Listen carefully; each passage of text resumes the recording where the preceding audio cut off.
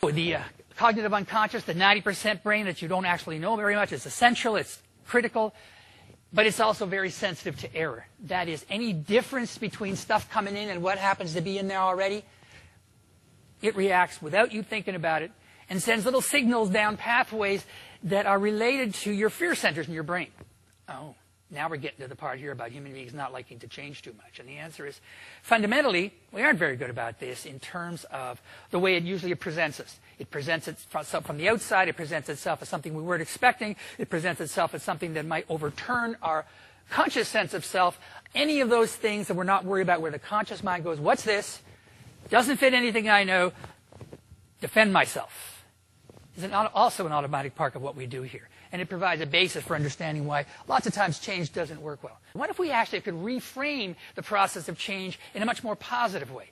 What if we could actually enter relationships around the change process that supported us as people so that we don't get any of those losses things happening? Loss of confidence, loss of direction, loss of meaning, loss of relationships. And within those relationships, we can actually repeat the behaviors that are being are asked of us in a way that allows us to remember them. Focus and repetition. That's how you actually do learn to do new things, right? If that's possible, then people can change. And they're actually happy to do it. There are corporations that do extremely well. And when they commit their employees to each other and to the larger purposes, which is greater than actually just making a few bucks. Human beings need larger meaning in life. They need to do that in connections with other people who share that same larger meaning of life. If you can do that, and you can keep repeating the process, and give them wins for actually doing it. Reward them for developing. Reward them for taking risks. Reward them for taking initiative. All the time. Never stop that process. What that requires you some shifts of thinking. You've got to shift from focusing on the root causes of problems to the root causes of success. What that means is that you and I and everybody we know has been trained as if we were doctors. It's the classic consulting model, classic medical model, the classic management model.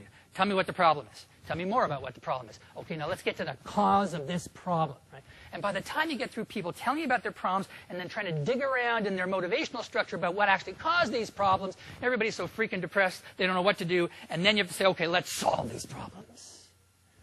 And I want to know, where does the energy come to actually solve the problems in that moment? And what appreciative intelligence and what I'll call a moment appreciative inquiry does is it says, what if we actually start with not focusing on the problems, but focusing on what we want? What if the name of a problem is just simply saying something else that we want more of? Why don't we start with that? And more importantly, we know that whatever we actually pay attention to, that's what we get. So if you're going to pay attention to problems, you're going to pay attention to distress, you're going to pay attention to failure, then I hate to tell you that despite your best efforts, that's more likely to appear in your life and more likely to appear in the life of the people you work with than success. The other thing we have to do, too, is besides asking the questions, is we actually have to really enact the word appreciation. So I just want you to get this. It's not called appreciation for no reason or appreciative inquiry for no reason. Appreciation has three very powerful meanings, straight from the dictionary. First of all, appreciation in part means to fully understand the situation. When somebody says, I appreciate what you're going through, what they're saying is, I understand from your point of view what's actually happened. I want you to believe that you can actually say this to people. And the way you can do that is by simply asking good questions and listening deeply. Then you can say, I fully appreciate what's going on with you. And when you say that to people, they really get it. They suddenly wake up because it's not the usual, oh yeah, we've all had that. That isn't it at all. To fully understand means you have to pay attention and you have to ask good questions and use wise judgment in the process. The other one we all think about in terms of appreciation is honoring and valuing people. That's what you're doing here today. You're telling people, we really like you. We admire you. We actually are grateful that you're here. The difficulty, however, is this just doesn't happen very often in our lives. We're human beings, for Pete's sake. We're not machines. Human beings need to be thanked on a regular basis. Because what it does is it reminds them of who they are in their relationship to you and who you are to them. And what it does, of course, is like the way you guys are in the business of increasing value. Appreciation has to be an important word for people who actually sell stocks. Appreciation is a big deal. We appreciate, we increase in value the things in our lives and the relationships in our lives if we take appreciation seriously. And we found out that the studies worked extremely well. If you do this part, the first two parts, extremely well, then guess what? The people who are then being in your relationships also increase in value in their own eyes as well as in your eyes, and they work harder, and they do better, and the company does well as a whole. So the three parts of it work together just beautifully well. Now, I actually want to do a little exercise here in appreciation just for the fun of it, okay? And I didn't know in the names of any of the employees until I actually called just to nail down the directions to get here. Guess who you think I got on the phone the first time? Colleen. I guarantee you guys that this is the best voice you'll ever want to have on the phone, because compared to every other organization I've listened to in my head for the past 10, 15 years, this is the one where I get the appreciation right through the phone line. So first of all, you can tell her that. I mean, she sounds like she actually wants to help me. What a great idea. I call for help. She actually wants to help me. In fact, she wants to help me some more, so let me send you an email. Cool.